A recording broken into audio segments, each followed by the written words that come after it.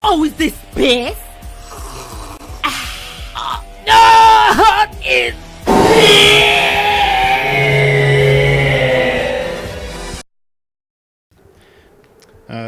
yeah, I'm wearing the Homestuck shirt today. Yeah, it's, not many people recognize this one. I wore the Breath shirt to OhioCon though. Yeah. So people recognize that.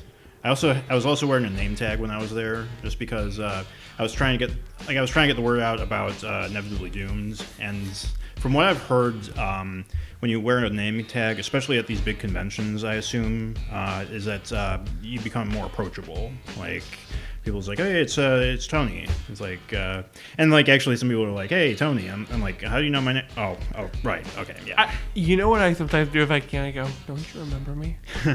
And that's when I try and leave as quickly as possible because I fucking suck at ad-libbing. Yeah, but I was at.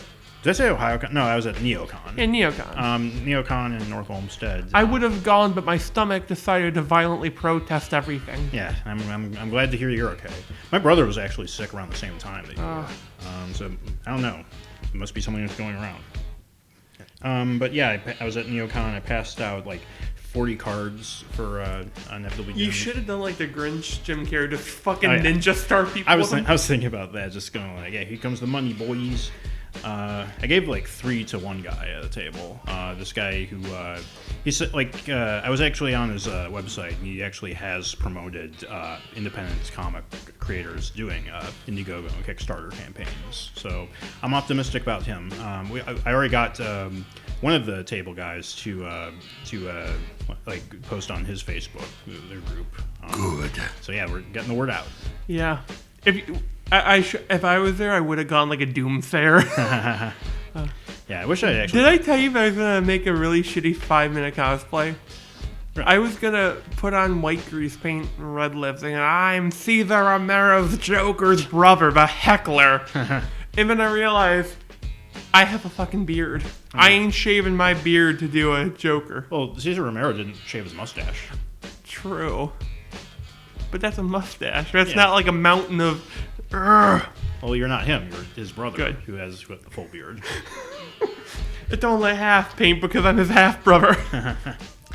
If Joker has kids, will they have white skin, or is that an inherited trait? Well, he jumped in the vat of liquid, so it would be like if you don't like pass scars or like down to your kids. So it's something that it's not in his genes, from what I can tell. I mean, it depends on where the comics are at in that area. Yeah.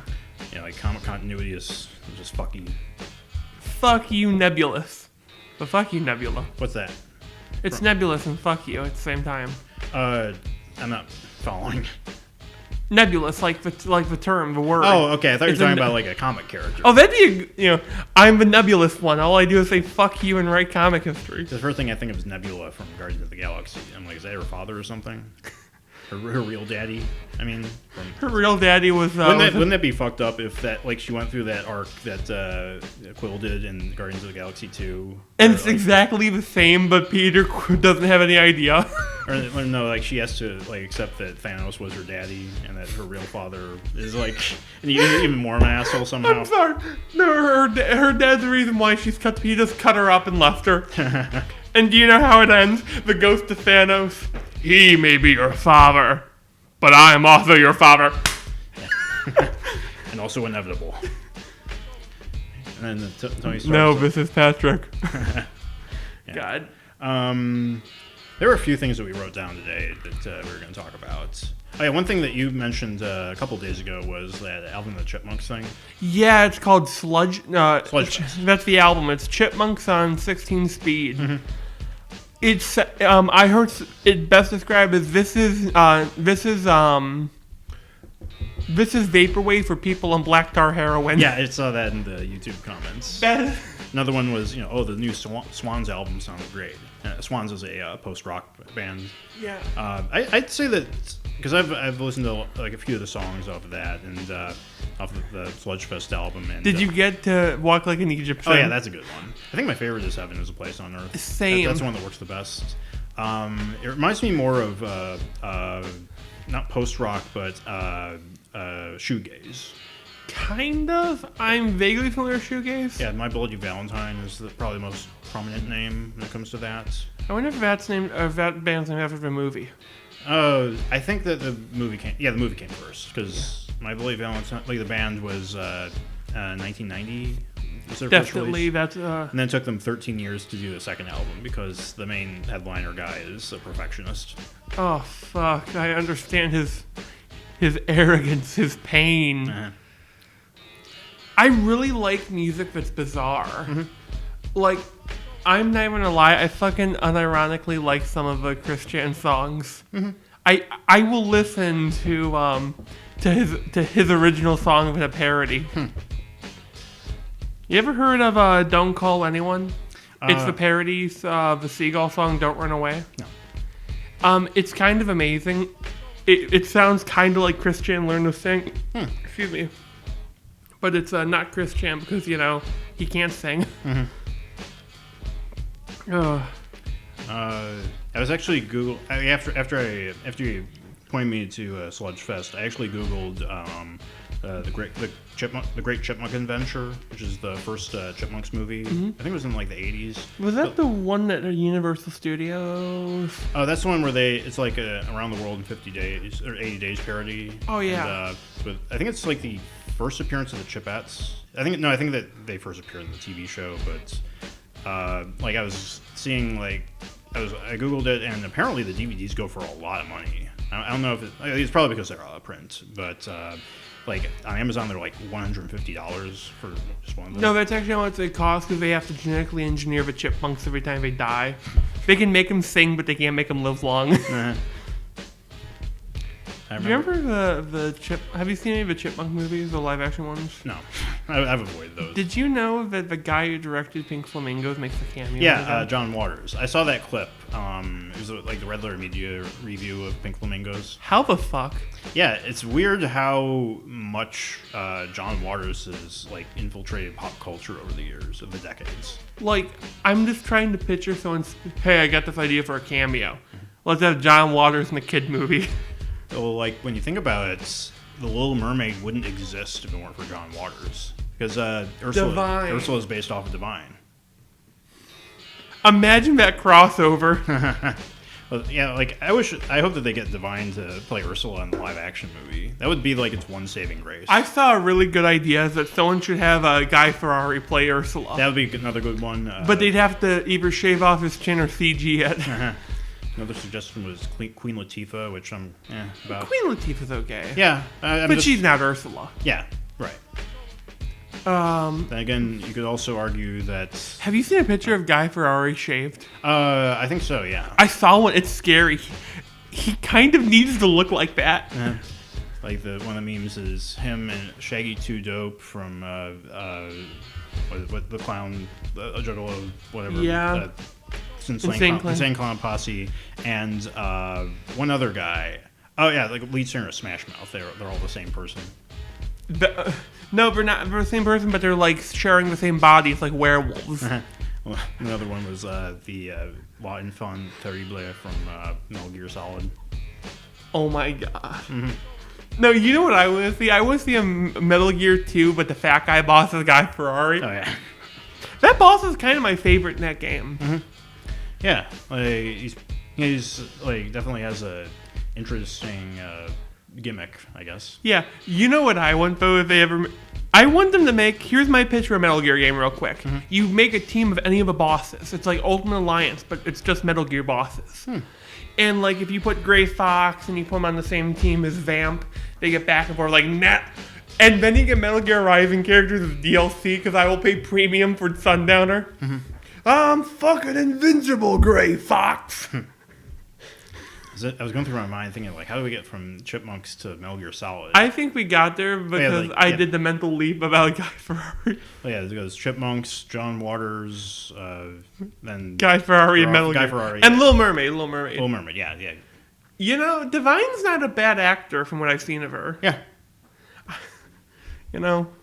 I mean, I never watched any of John Waters' movies all the way through. I can comfortably say I won't watch them, but I respect what they've done for pop culture. I like how Jay put it from Red Letter Media's review was like that, and like Pink Flamingos and Clerks were the two most important movies for him. Clerks showed him that anyone can make a movie, and Pink Flamingos showed that anyone can make a movie about anything.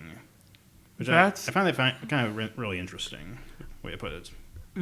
That is actually really. I remember that. I really like Jay. Mm-hmm. Like, there's some guys who are in best or worst. They're only okay. Like, I'll take a Rich Evans over Jay sometimes. Mm-hmm.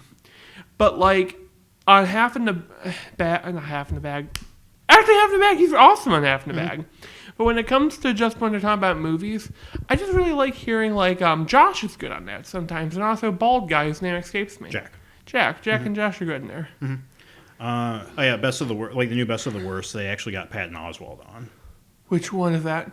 He's the No, which Best of the Worst? oh, the newest one. Oh, is it like an actual movie or is it a comic book? No, that's Half in the Bag. Yeah, it's a Best of the Worst episode. Oh fuck, that's awesome. Does he watch them? Yeah. Wow. I don't really. You don't really think of YouTube or like celebrities watching YouTubers. Well, I mean, YouTube is becoming more mainstream every day. True. The Rock is now a YouTuber.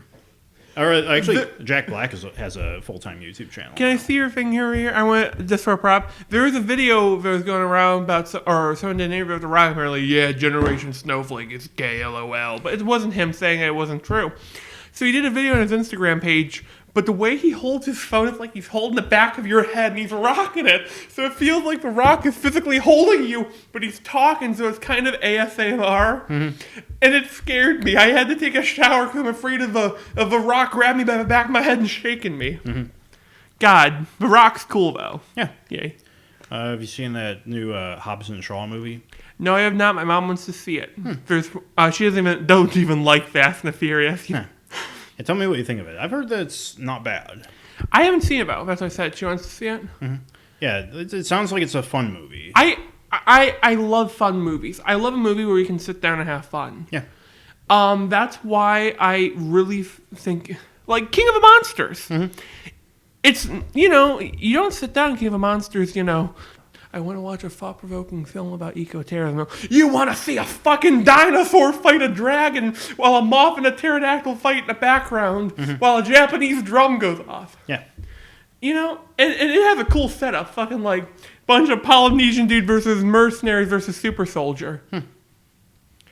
And I do like the line, I'm Black Superman. Yeah. What else were we going to talk about? Oh, yeah. You want to segue into Twitter drama? Yep. Yeah, as a lot of people are probably aware, a couple weeks ago, Sir Palo, this cartoon animator guy, he did a pretty long video, about, I think a 5-minute video, so it's just really long for a YouTube animation. It was just parodying storytime animators. Are you familiar with storytime animation? It's like when they tell, like, when I was a kid and that happened. I saw one with Boogie 2988. Okay. Well, no, I think you're thinking of Draw My Life. Oh, yeah, okay. Storytime animators are where it's like an animated thing where somebody talks about, like, oh, this happened to me when I was in high school, and then, like, they do pretty limited animation, but it fills up about 2 or 3 minutes worth of a story. I see. And they're also notorious for not being able to take criticism. Which we've talked about before concerning one blue bear child person. Can you put in a bear sound effect right now? That's just like a grizzly bear shout. I'm gonna put in a growl, but it's gonna be like a mountain lion.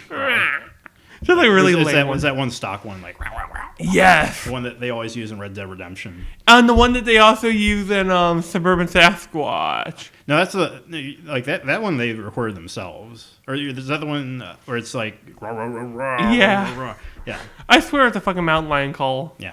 But anyway, this animation comes out, and ARIN HANSON, aka Egoraptor. I don't know if a lot of people know him as Egoraptor now, as they do ARIN HANSON. Game Grumps ARIN. Yeah, Game Grumps ARIN. He comes out saying, oh, this is mean. This hurts people's feelings. You don't grow from this. It just hurts. Yeah, it's like, and he also says, this is the kind of stuff that I moved, like the Newgrounds. The old Newgrounds that don't like STAs in their comments? Yeah, the storytime animators in their comments, yeah. And like his former friends who like helped him like become popular on Newgrounds, specifically Chris O'Neill, Onyanji, Spaz Kid, Corey. They all like said, you're acting like an asshole, like for lumping out, like from saying, oh, we're below you or whatever, and. Like it's like Aaron actually went on to write an apology, but it was it wasn't an apology for attacking his friends and lumping them in. It was like an apology for like acting the way he did in the past. For like, oh, I've grown out of being this edgy person, and I'm sorry. I wish that my former friends would elevate themselves like I am right now. I didn't see that. Okay, yeah. I fucking lost a peg of respect for him. Mm-hmm. Yeah, like, it was this really douchey move. Whoa, like, he always seemed like he'd be the kind of... You know what I kind of mean, right? Like someone who, just chases after the dollar. Yeah. Rather than, try to network with people, I guess. Yeah, he's fucking from under the bus with that, I think. Yeah, and, like, he's really sucking up to the Storytime animators with that, because... I think one of the Storytime animators left a like on that post that he wrote for them, and it's like he's sucking up to the people who can benefit him the most financially, and that's really just scummy behavior. Yeah, he lost morals. Mm-hmm. Yeah, and it doesn't seem like he's ashamed of that at all. No. But speaking of Newgrounds, like a good news about Newgrounds is that more and more people are migrating to Newgrounds every day. Artist people. I'm thinking about actually using that to post some of my D&D sketches. Yeah, that'd be cool. Because like recently with Twitter, I think that it's been like some artists have been claiming that when they retweet their own art, they get suspended.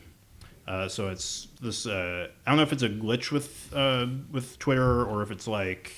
Or what it is. We don't want self-promotion? Yeah. I mean, I don't know. I think it sounds to me like a glitch, but like a lot of not safe for work artists on Twitter, they're being shadow banned, or rather they're like having their search results limited. So like if you search someone, I don't know if it's like if you search a person's name, then their name comes up less. It's one below that where like you can there's actually a site that you can type in your Twitter handle and it'll show you if you're shadow banned or not. And I think that the bare minimum that Twitter can do in that regard is they limit the recommendations search, where like I don't know, like that you don't show. Yeah, so when I want to look Big Titty Cat Girl, and she doesn't come up because or it'd be like if I look up at Big Titty Cat Girl, if it's a username you're looking up, then you will find less results. But I don't know the specifics. That's something I haven't done a whole lot of research in because I'm not like shadow banned.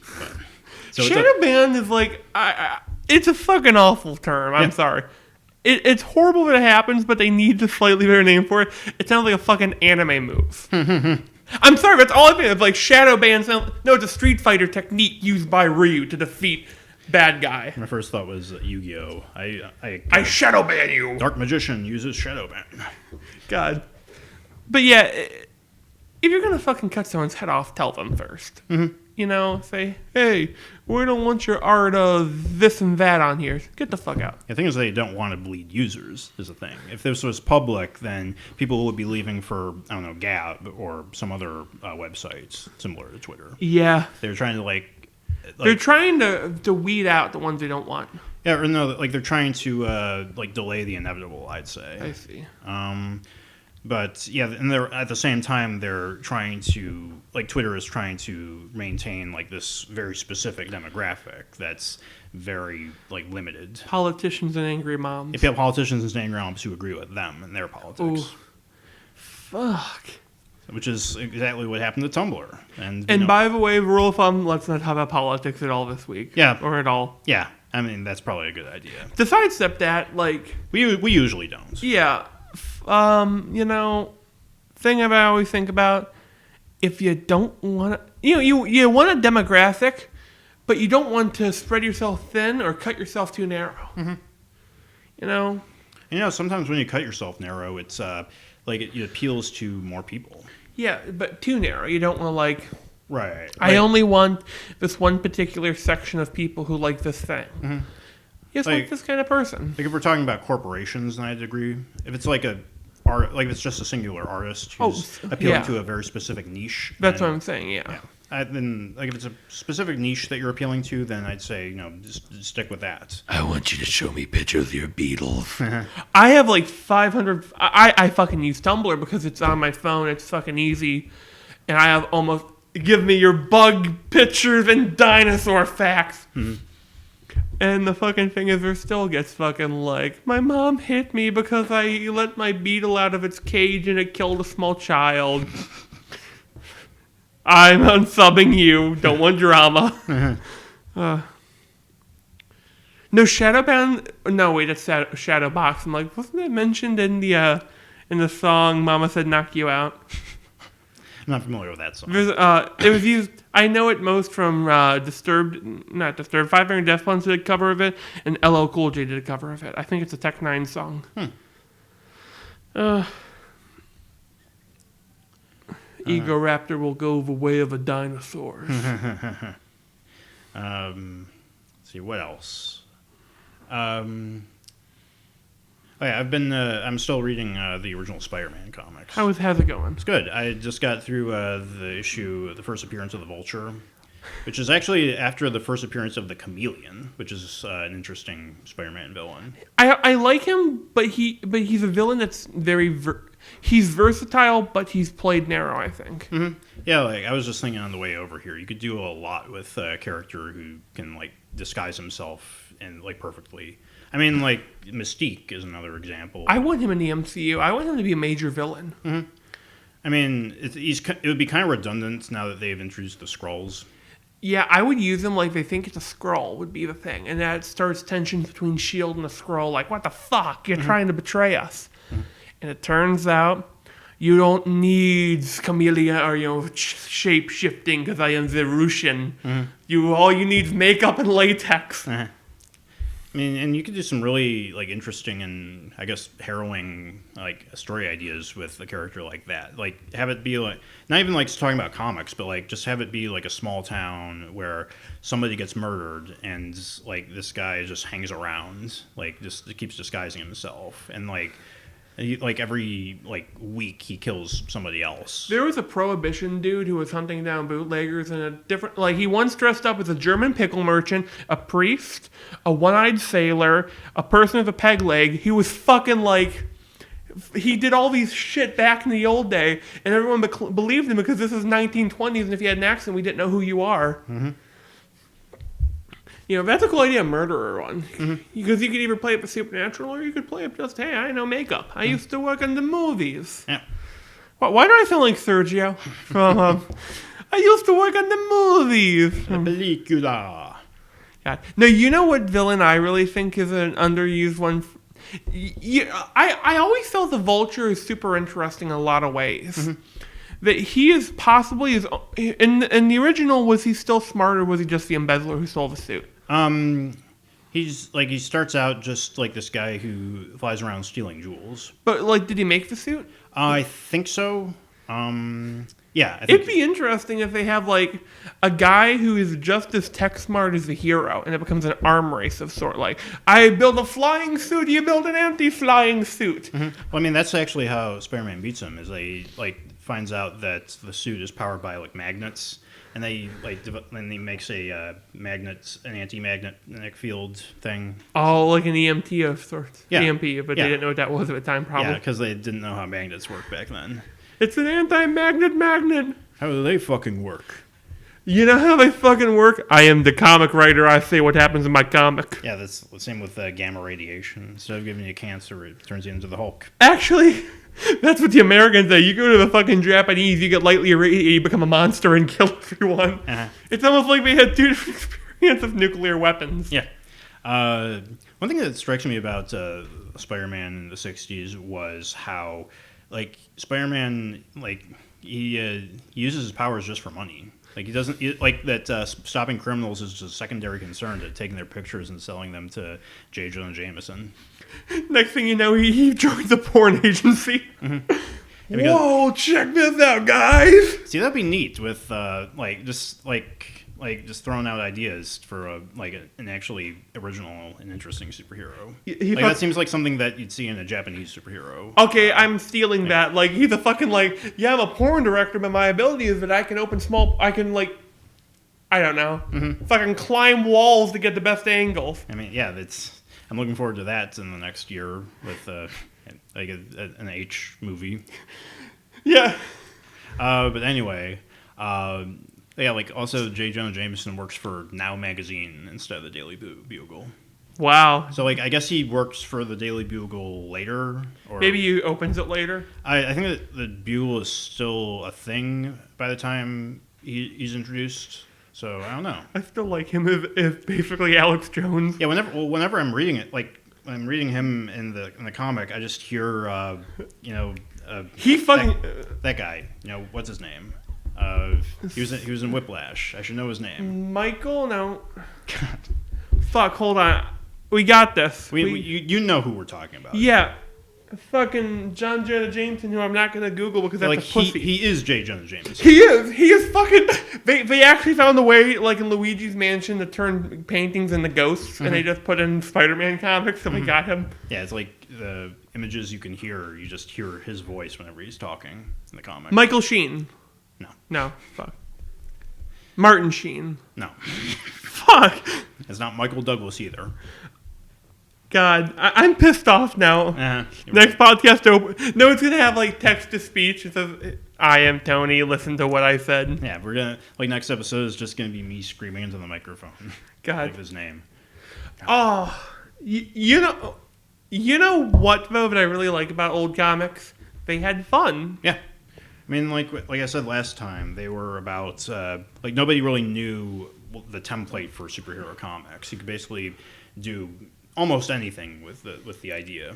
Except to have a minority lead. Yeah, there wasn't that mythology built up. There wasn't that reverence. It was just a guy wearing a funny costume. You know what I would do if I did my own comic universe and had a budget?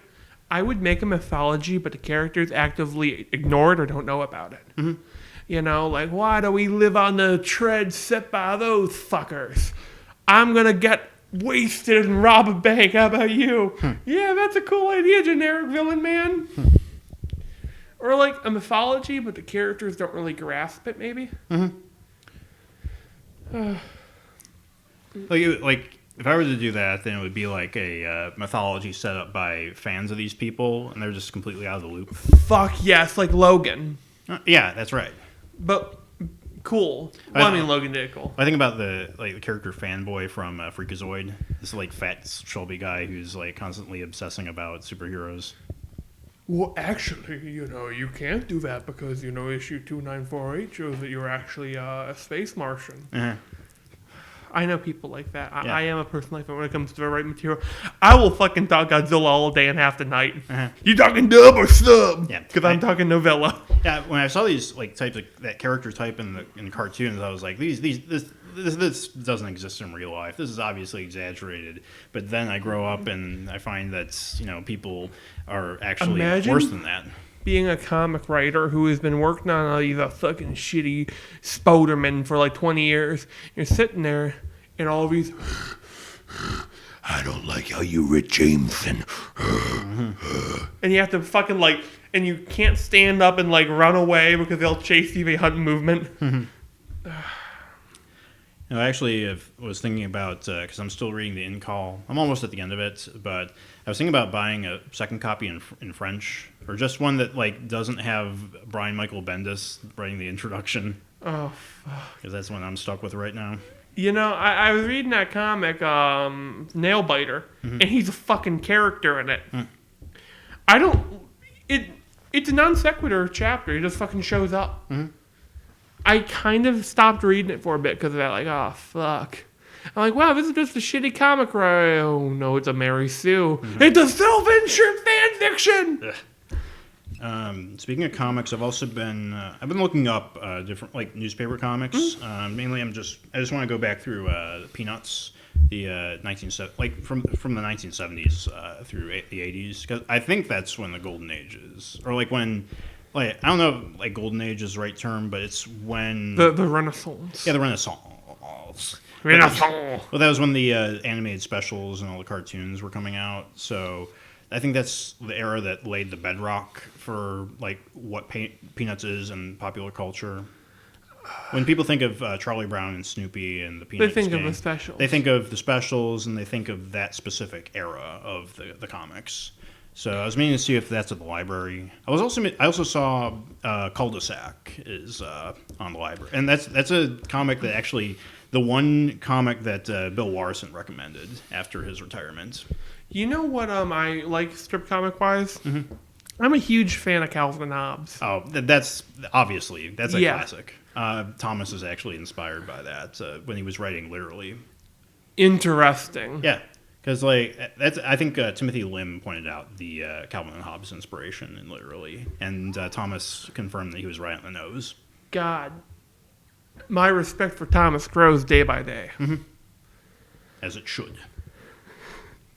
God, But yeah, Calvin and Hobbes is a classic. I was also looking through Foxtrot. You remember that? was Foxtrot good? I remember reading. I remember it being good. I liked Pearls Before Swine. Oh yeah, that's a good one. Bill Larson actually contributed a few pages to that at a time. But you know my favorite one is, as much as I like good comics, I fucking like awful comics. Like fucking, remember Zitz? Remember that comic? I remember Zitz being pretty good, actually. I remember liking some, but there's other ones that are just...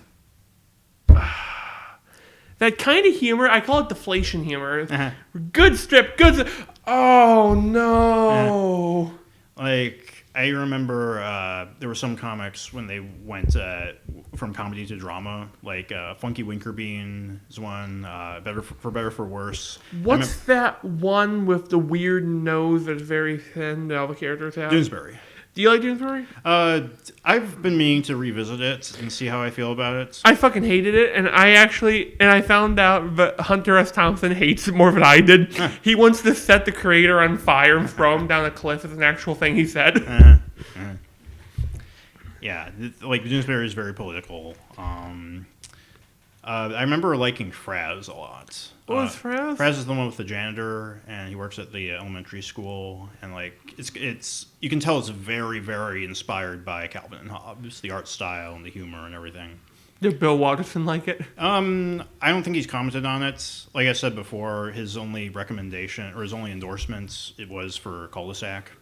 I remember it's like a Viking one that they had that was pretty good. Hagar the Horrible. Yeah. Yeah. It's been a while since I even thought about that one. Shit, I'm pulling these out left and right. Woo. Yeah. Ziggy. That's a classic. I think. I don't know. Family Circus. I like the parodies of Family Circus. Same. Like there's one webcomic called, I think it was I Fell Down the Stairs that did one where like the kid just gets punched in the face and there's blood coming out. Because it was like the previous panel was like the dad going like, Billy, did you break this vase? No, it was Ida. Ida, no. Just. It's a really. That's what you get around here. Like I actually really like really obvious humor, like really obvious easy humor when it's done like just so blatantly. I think if I had to give it a term, I'd call it shotgun humor. Yeah, I think that is the right term. Oh wow, that is cool. Because some humor is like a rifle; it takes a little bit to get. It sounds like something. Next panel. You just spray and pray. Yeah. The only good weapon in Fallout 4. There are a couple of good webcomics or webcomic artists I follow on Twitter. One is appropriately named Really Good Comics. Like his ones are like really surreal. They're like 9-panel pages, and it's like he fits like 3 to 4 jokes over the span of like three panel or over the course of 9 panels. And it's really interesting. It's this really absurdist level of humor that. What's it called again? Really Good Comics. So I think it's RGC_comics on Twitter. Another one is one I wish would come back is Hee Hee Silly Comics. She did a lot of funny and like often political comics, but it's done in a way of like having that sort of levity about it. It's kind of like the My Hero Macadamia comic. If we slip into webcomics, there's one I've actually finished reading recently. It's called Steve Lichman. It's about an undead sorcerer, and it's kind of surreal fucking comedy. Like, one of the jokes is that one of them goes, hey, man, you want to be my best man? And he goes, sure. And gets shot in the chest with an arrow and looted. And then, like, it becomes a recurring... It's weird. Have you ever seen the... it's a skeleton saying, you can't unfuck that bitch. Remember that one? That's a comic. It's great. It also has a character, his name's Flay, the Mind Flayer, and he also like a pussy to slay and mind to flay. It's top tier. I keep saying top tier, but there's no tier list anymore. Everything is just tiered. Let's see, what else? I want to talk about Ava. Oh, yeah, we haven't talked about that in a while. I'm sorry, I'm trying to fucking rewatch it, but I get bored watching it, and that's because... How do you get bored watching Ava? The new dub. Right. Like, how I would describe it is, I can't explain it. But here's how I'm going to try. Imagine if your friend told you a really funny story, and you want to tell a second friend about that, and you're trying to remember it. And it's right, but it's not the same. Because I have nostalgia. I'm trying to pull off the rose-tinted glasses.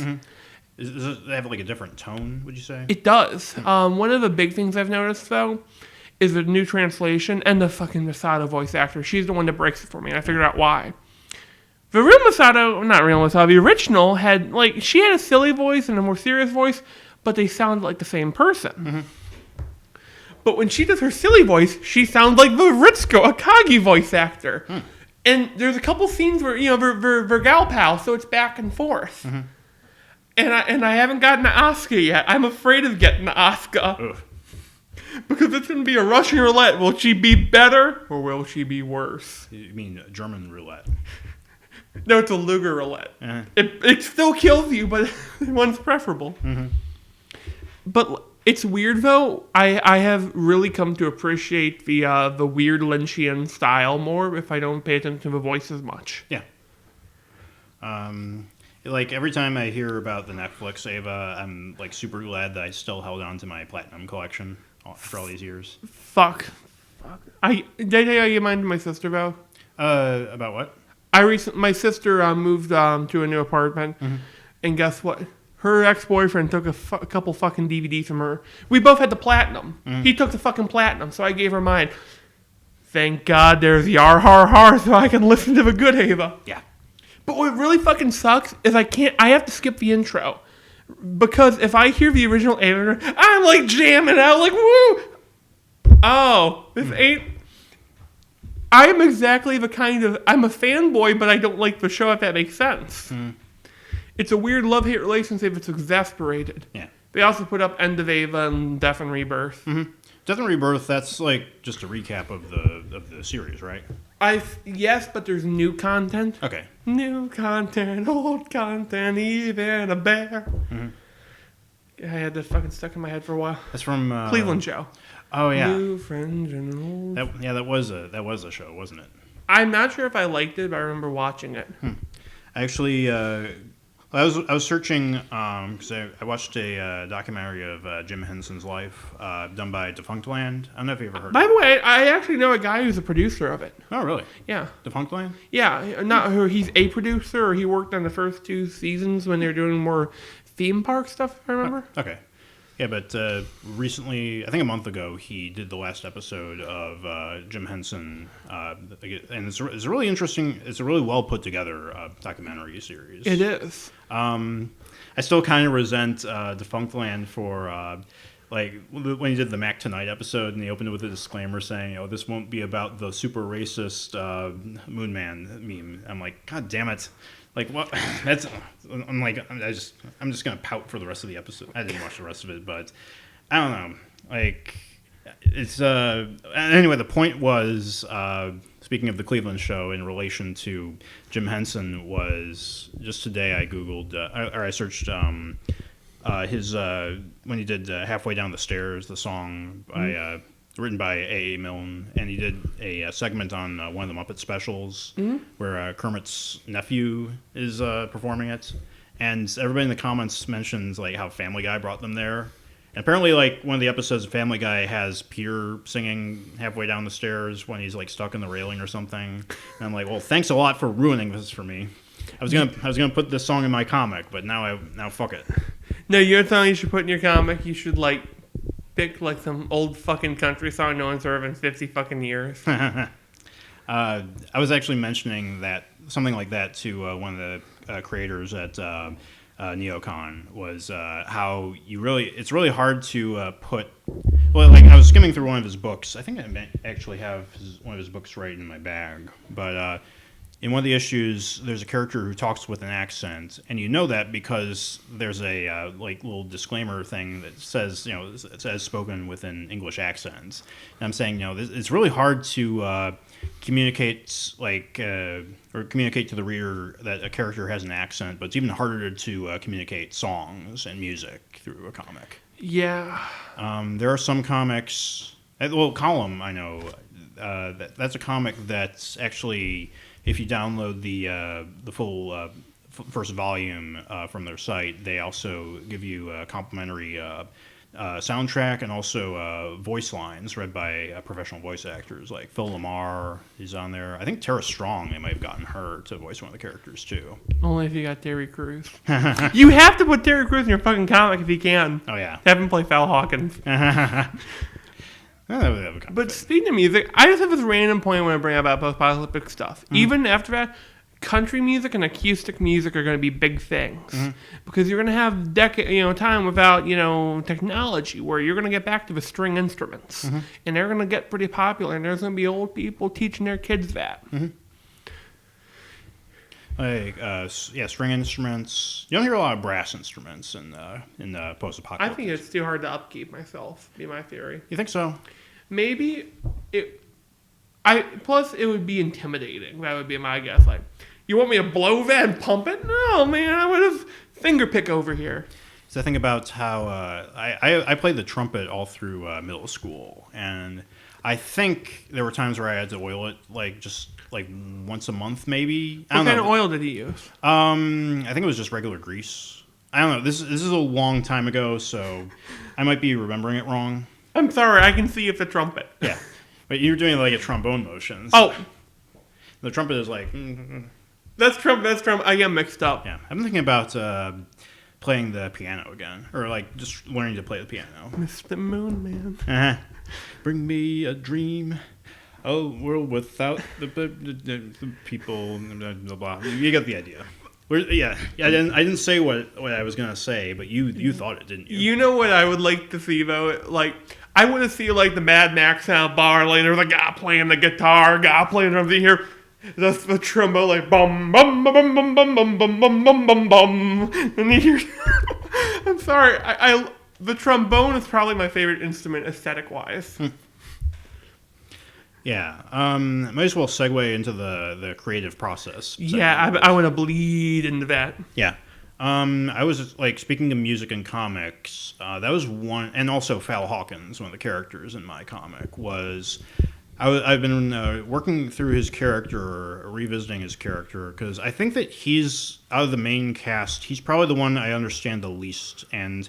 Just recently, I've thought about where I want to take his character, and specifically also his family. I decided that I wanted to make him come from like a musical family, the kind of family that like sits down next to the piano, like play like sort of like that like Christian mindsets of let's all like sing along to like this old folks song. And it's like songs from Marauder days, like fucking rob and kill and cheat and steal.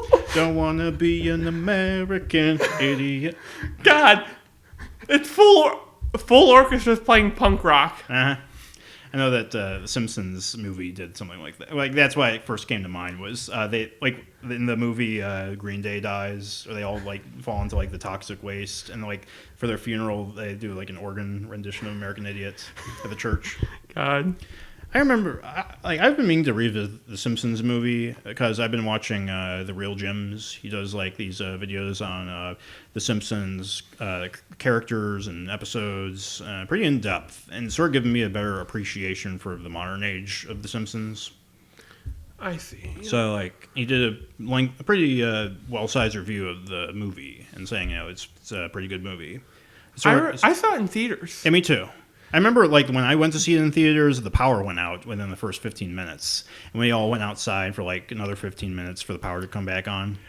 Thankfully, it wasn't raining, but I think it was, like, it was kind of cold. It was in the... I remember the dick joke scaring, surprising my entire family. Yeah. My family, Bible thumpers, that got off guard. Like, what? Mm-hmm. I mean, that's the one thing that everybody remembers from the Simpsons movie is you see Bart's penis. And the boob joke with the big Inuit lady. Yeah. It seemed like kind of out of place. I don't know why they did that for that character.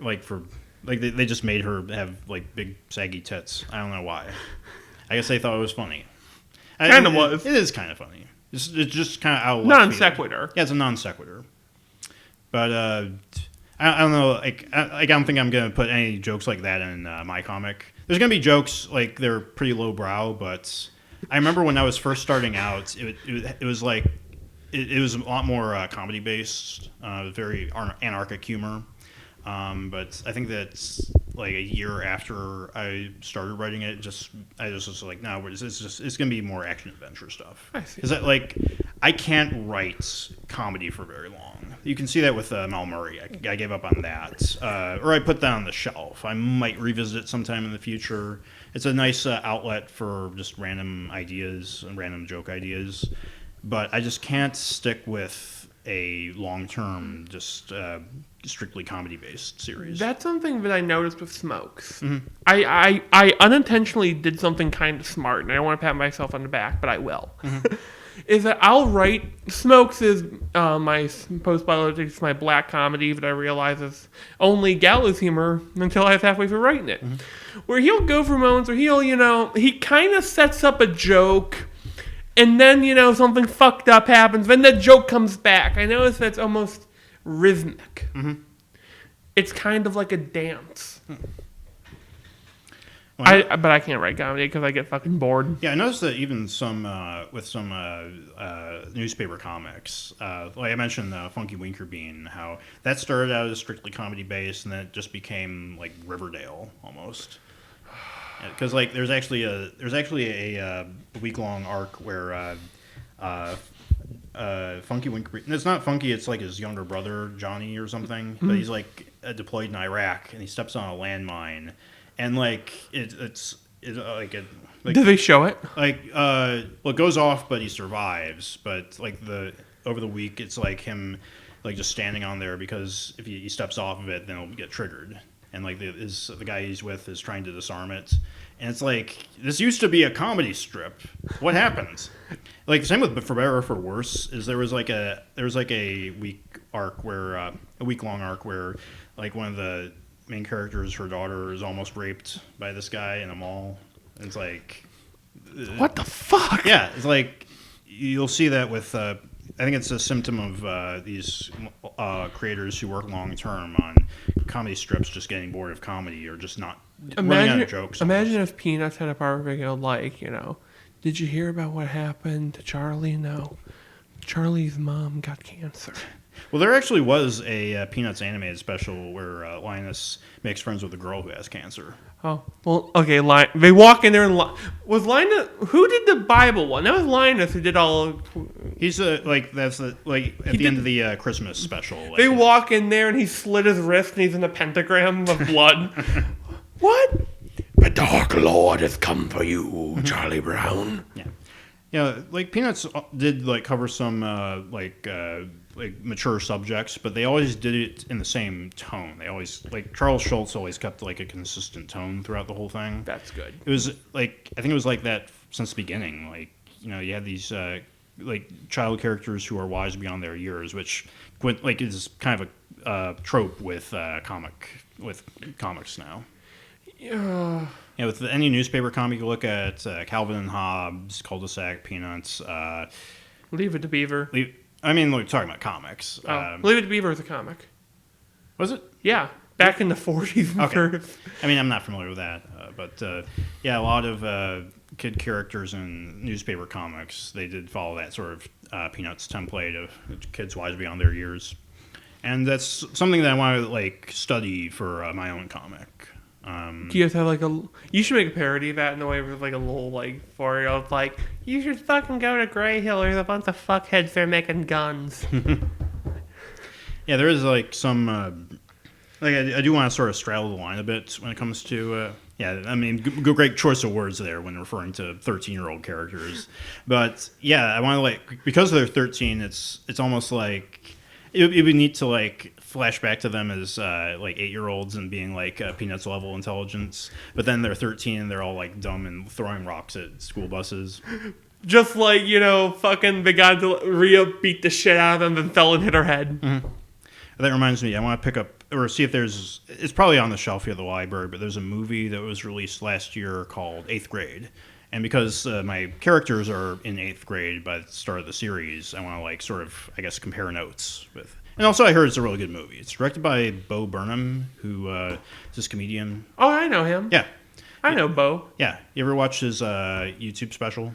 I haven't seen his YouTube special. I've seen some of his Netflix ones. Yeah, I think it might be both on Netflix and YouTube. But on his YouTube channel, he released a special for free. It was Make Happy, I think was the one he released for free. I remember the one that he did where at the end he did where he goes like, "Hey, Bo, nerd." Mr. Burnham. Yeah, that one. Like, I think that there were some parts of it, like, I don't know, like, I thought that was kind of pretentious when I saw it the first time. It's clever. Yeah. It's pretentious, but it's good choreographing. Like, I liked some other segments of that better. I think Did he do a song where it's like a poor man named Rich or... Oh, yeah, that's one I was thinking of. I saw, like, when he's talking about things that make him sad. And then, like, the moral is, like, I'm talking about things that are sad, but you're all laughing. So laughter is the best medicine. I saw a girl get murdered. What a fucking idiot. One of my favorites is a song called A World on Fire. Ah! I'm sorry, I modulated the fuck out of that probably. Yeah. It's probably a good example of shotgun humor, too. Yeah. Also, his song, his country song, Pandering. It's probably from his albums. I sent it to my sister because she fucking loves country. She got that part of her redneck gene from my dad. I know that for certain. Yeah. I think Phineas and Ferb also did something like that. Phineas? Phineas and Ferb. I thought it said Phoenician Ferb. But there's one where Doofenshmirtz, the doctor, writes a song to hypnotize people, and he's like, all the lyrics are about how generic country music is to like numb people. I remember, I never got into that show, but at McDonald's there's this dude named Darian, big black dude, fucking huge Phineas and Ferb fan. He had a tattoo of them both on his shoulder. Super big fan. He was a cool dude. Yeah. He once broke his own arm to get a cast so he wouldn't have to go into work, and I can actually respect that quite a bit. Boss wasn't happy when she checked his Facebook, like, "Hey guys, look what I came up with."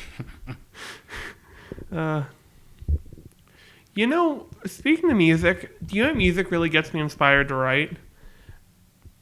Anything that fucking country, though. Country music gets me writing. I don't even like some country. There's one song that is so mediocre, I love it. It's called Pissed Off and Mad About It. And it looks like someone put a beard in a pork chop, and that's the lead singer.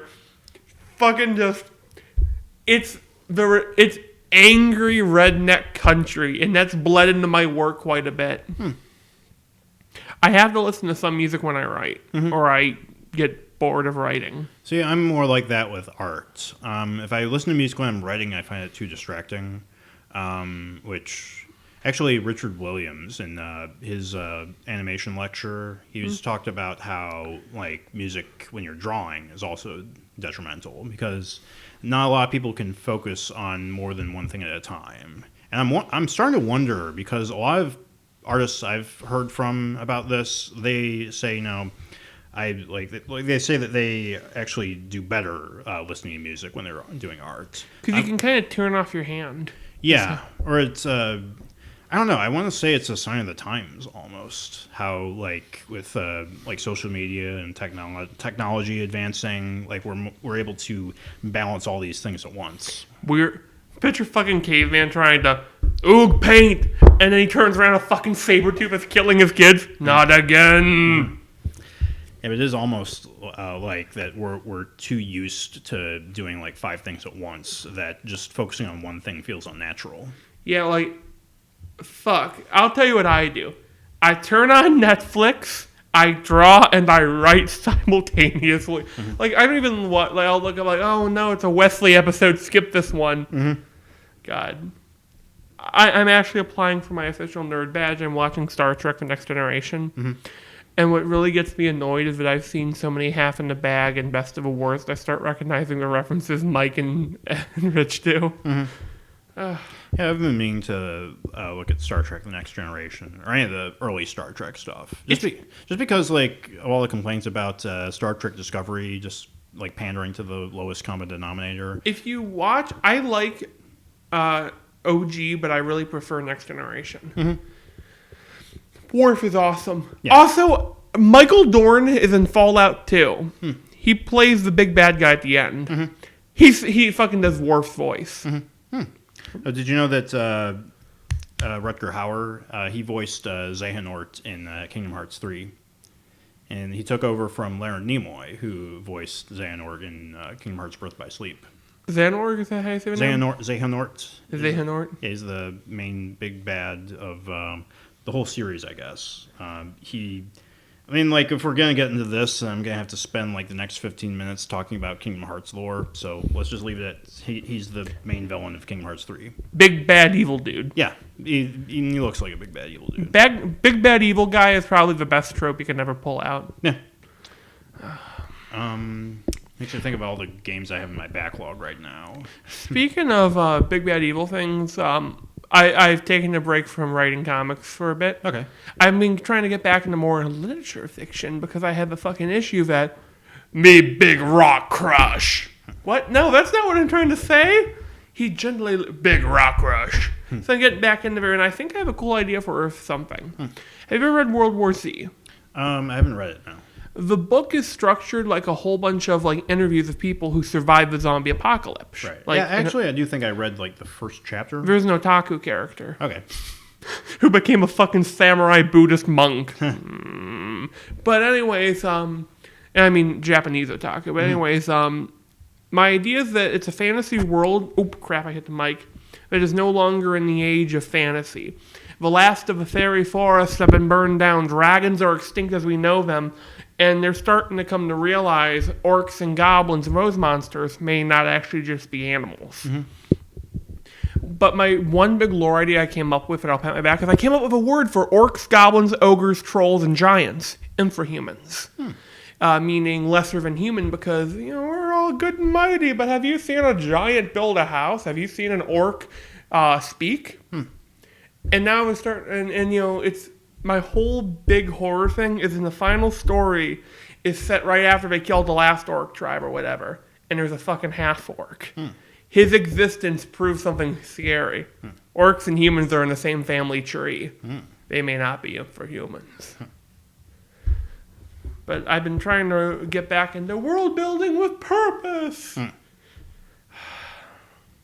Yeah, I've been also thinking about doing more literature writing rather than comic script writing. Just like more world building for my comic, actually. Doing more short, because I've done like a few short Three of them? stories. There's 3 of them right now. One of them I've been meaning to rewrite the second half completely. Robot Brothel. Yeah, that one. That's one of my favorites to set up. Yeah, like, and it ends on such a, I guess, disappointing note for me personally. I don't like the ending, so I want to rewrite it to where it's a bit more subtle about what's going on. That's all I can say right now. I have a great about the Robot Brothel. How weird are the robots in shape? Like, do you have the tentacle robot ready? I think about like character creation in video games, how you can like scale like certain features. Oh my god, they'll 3D print you a Horbot. Well, that's the executive pack. Like most of if you go to a robot brothel, then like you have like the set templates, but you can like special order something. Guys, like, you know, I'd like number 2's double D's, but I don't like her face. Can you make it this anime character? Yeah. Sir, that's a llama. Yes, exactly. Yeah. probably like, yeah, like the more I think about this stuff, the more I gotta write it down to like keep track of it. Because then you could say no, like you can just print robot furries. You can quote me on that in the future. That's a That's great. what happened one of these fucking days of like that fucking Tesla. Well, I can't genetically engineer cat girls, but we can do one better. Eh. It's Westworld, but they're horbots. Yeah, I don't know if like robot like androids are gonna be a thing in the future. Now, what would be worse, by the way? Sex slave, genetically engineered creatures, or sex slave robots? The genetically engineered creatures. Yeah. Because like you basically at that point you're playing God. I'm just picturing Jurassic World, but Henry was like, I'm going to clone me a raptor. Oh my god, I remember reading one time, it's one of the worst things I've ever written, and I just remembered it exists. Mm-hmm. It's a Jurassic Park lemon fanfic between a velociraptor and a safari dude. Yeah. And the top comment is, velociraptors don't have penises, but I still liked it. And I'm like, that guy's on a watch list. That guy's on a watch list. I just remembered China, like speaking of genetically engineered creatures, they crossbred a human embryo with a monkey embryo. Was it successful? Like they showed like a picture of it. I think there was a picture of it. It might have just been a clickbait thumbnail, but I don't know. I didn't read the whole article. But yeah, they managed to like crossbreed chimpanzee, I think, DNA. You know, Stalin wanted to do that. He wanted to have an army of monkey men. Oh yeah. I want to do a movie, but that's where Sasquatch comes from, is Stalin's experiments. Can you just imagine walking over and go, basically a monkey? That would be the ending. Have you ever seen a movie about were-sheep? No. It's I feel like Black Lamb. It's a good movie. Okay. Or no. They're evil lambs that eat meat, and one guy gets bit by one, survives, and becomes a were-sheep. It's based in New Zealand, which is fucking... Is this called Black Sheep? Yeah. Okay, because I think I have heard of that. Is that a Peter Jackson movie? No, I don't think so. Okay. But it's also a New Zealand movie. Yeah. All New Zealanders know Peter Jackson. Uh-huh. I imagine that there's been a ton of rip-off movies. God. I've been thinking about one of my favorite things that I will never write ever again. I had the idea when I was younger. I fancied myself a poet. And I found some old songs I've written. Holy fuck, I have no idea what rhyme, meter, and syllable count is. Have you ever tried getting into writing your own music? Yeah. I know I've written like a song or two in the past. I've thought about that for Yesterday Kids, like doing like if I wanted to do like an album to like coincide with it. There was like a few song cover ideas that I had. One was picking at least one song from the ELO album Time, because that's kind of what inspired the comic to be set in the year 2095.